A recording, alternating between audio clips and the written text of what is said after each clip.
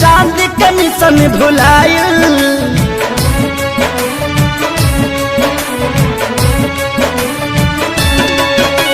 छूट गईल धधाइल मंगल चांद के मिशन भुलाइल।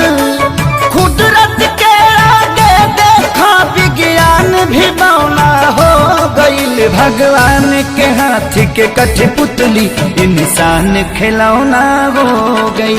भगवान के हाथ के कठपुतली इंसान खिलौना हो गई।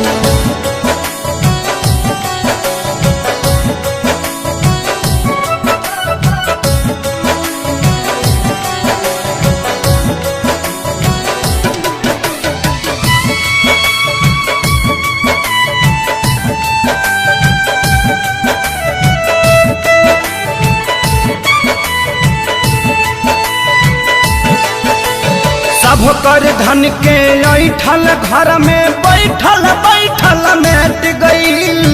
बड़का बड़का वीर भूपति के विपत्ति से जब भेंट भइल।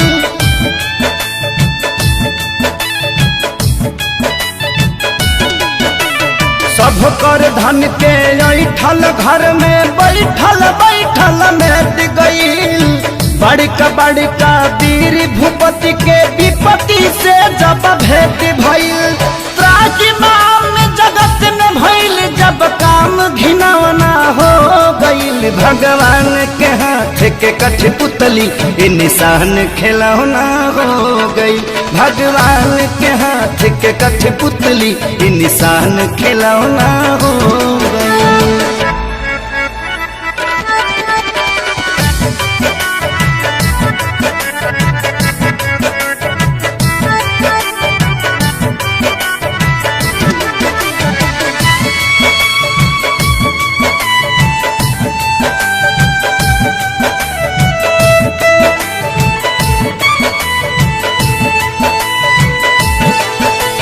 माथी पकैसन मौत नाचे देखनी जब नजार हो।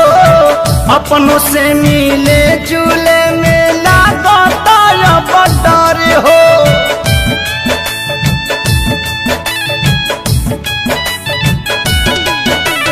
माथी पकैसन महुअत नाचे देखनी जब नजार हो। अपनों से मिले जुले में लागता अब डर हो।